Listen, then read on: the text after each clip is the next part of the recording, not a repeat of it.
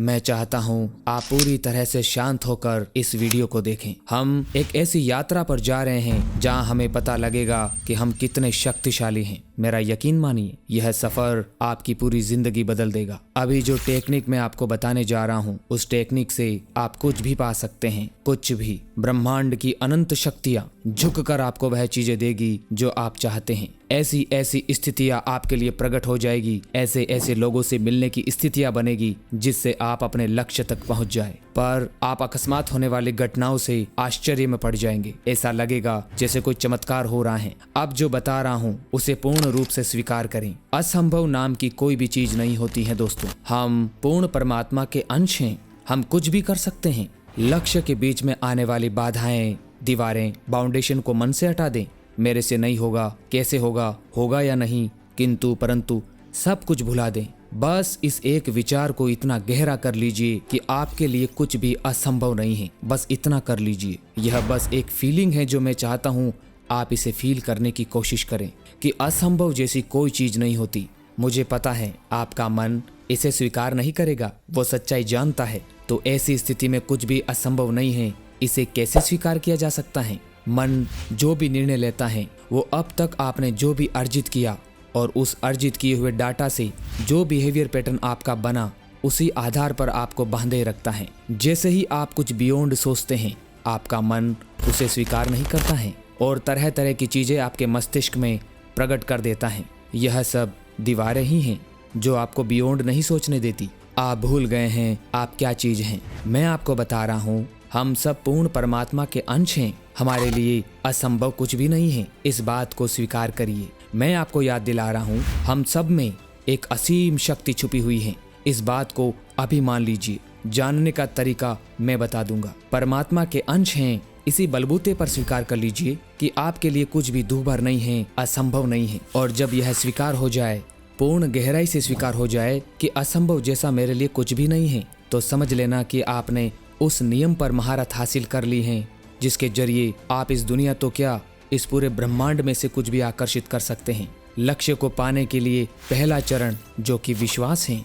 जब यह विश्वास स्वाभाविक रूप से दृढ़ हो जाए, जब पूरे मस्तिष्क में यह खबर फैल जाए कि आप कुछ भी करने में सक्षम हैं और मन भी जब इस विचार को स्वीकार कर ले, तब हम दूसरे चरण की ओर बढ़ेंगे।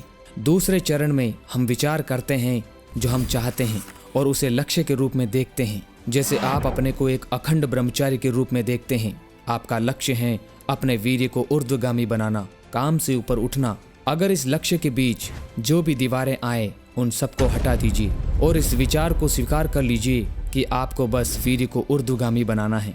और साथ ही साथ इस विचार को भी मस्तिष्क में रखें कि असंभव कुछ भी नहीं है। जब लक्ष्य निर्धारित हो जाए और असीम शक्ति से आप कुछ भी पा सकते हैं, यह स्वीकार हो जाए, तब हम तीसरे चरण की ओर बढ़ते हैं। तीसरे चरण में हम अपने लक्ष्य को प्राप्त करने के लिए कुछ नियम बनाते हैं जिससे मानसिक शुद्धि हो सके, और साथ ऐसी रणनीतियों का निर्माण करते हैं जिससे अगर कोई अकस्मात मन भ्रमित या दूषित हो जाए, तब हमें उस रणनीति का इस्तेमाल करना होता है।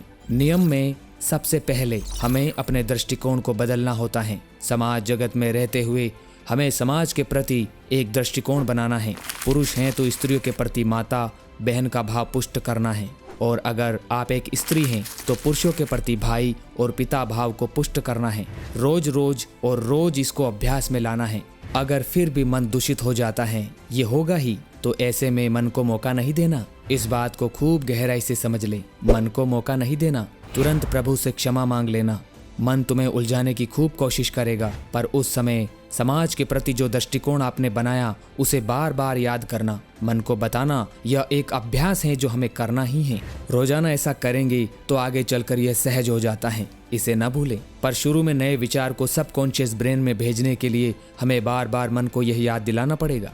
मन को याद दिलाने के साथ साथ ही गहरी गहरी सांसें ले और अपने आप को सब चीजों से काट कर 10 मिनट तक एक 2 मिनट के गैप के साथ भस्त्रिका प्राणायाम करें। यह भस्त्रिका प्राणायाम ही हमें आपातकालीन स्थिति से बचाएगा। इस ज्ञान को हमेशा साथ रखें। समाज के प्रति दृष्टिकोण बदलने के बाद दूसरा नियम, किसी भी प्रकार का दोष दर्शन नहीं करना है और न ही कोई गंदी ध्वनि या वार्ता को सुनना है और अगर अकस्मात फोन चलते समय मन दूषित की संभावना लगे तो वही करे जो इससे पहले वाले नियम में बताया है। तीसरा नियम, रात्रि को बहुत जरूरी हो तो ही फोन को हाथ लगाएंगे। 9 से 10 के बीच सो जाएंगे और सुबह 4 से 5 बजे तक उठ जाएंगे। कोशिश करें अकेले नहीं सोएं। चौथा नियम, सुबह उठकर फ्रेश होकर 20 मिनट दंड बैठक व्यायाम करें। साथ ही 4 से 5 कुछ योगासन का अभ्यास करें। व्यायाम के बाद प्राणायाम करें।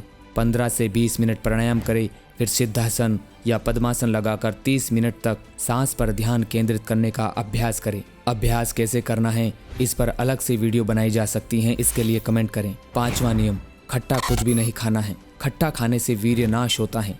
आंवले को छोड़कर कुछ खट्टा नहीं खाना। साथ ही बाहर के कुछ भी डिब्बा बंद मीठा तला नहीं खाना। घर का सादा भोजन करें और जब गहरी भूख लगे तब ही भोजन करें। कच्ची भूख में भोजन नहीं करें। शाम का भोजन 8 बजे से पहले कर लें। अगर हो सके तो भोजन न करके दूध का सेवन भी कर सकते हैं। छठा नियम, फोन में कुछ भी फालतू चीजें नहीं देखें जो आपके दिमाग में ओवर इन्फॉर्मेशन भरें। याद रखें, ओवर इन्फॉर्मेशन से ही ओवर थिंकिंग जन्म लेती है। आपको सिर्फ अपने कार्य से संबंधित चीजें देखनी है और वो भी ज्यादा नहीं। 7वां नियम, जिस लक्ष्य को आप पाना चाहते हैं उससे संबंधित किताबें पढ़ना और वीडियोस के माध्यम से जानकारी जुटाना है। 8वां नियम, अश्लील बातें, गाली देना, बेतुकी बातें, दोस्तों से ऊटपटांग बातें करना, ज्यादा बोलना, ये सब नहीं करना है। किसी भी स्थिति में हस्त क्रिया और आदि मैथुन क्रियाएं नहीं करनी है। कड़े अनुशासन के साथ अपने आप को रखें। कंफर्ट जोन में खुद को कमजोर न होने दें। हमेशा अपने लक्ष्य की स्मृति को याद रखें। अपनी परिस्थिति को याद रखें ताकि अंदर की आग मंद न हो। वीडियो में बताई चीजों को नोट कर लीजिए और वीडियो में बताई बातों का सार समझने की कोशिश कीजिए। इस बात का विशेष ध्यान रखें कि आप और आपका लक्ष्य, इसके बीच में 0.1% भी ऐसे विचार नहीं आने चाहिए जिससे आपके मन में यह शंका पैदा हो कि यह कैसे होगा, ये मैं कर पाऊंगा या नहीं, मैं इस लायक हूँ या नहीं। लक्ष्य के प्रति चिंता इस बात का संकेत है कि आपने पहले चरण को फॉलो नहीं किया। लक्ष्य के लिए निश्चिंत हो जाए, रिलैक्स हो जाए। कोई चिंता लक्ष्य के प्रति नहीं रखें। सिर्फ उसे प्राप्त करने के लिए जो कर्म हो सकता है वो करें। चिंता छोड़ चिंतन करें और जड़ से चलें। जैसे ही आप इस तरह से चलते हैं तो 5 से 10 दिन में ही ऐसी चीजें आपको प्राप्त होना स्टार्ट हो जाएगी जिसको समझना आपको है। स्वीकार करना न करना ये आप पर निर्भर करता है। जब तक लक्ष्य तक नहीं पहुंच जाओगे ब्रह्मांड आप तक चीजें भेजता रहेगा। ब्रह्मांड किसी भी तरह किसी भी माध्यम से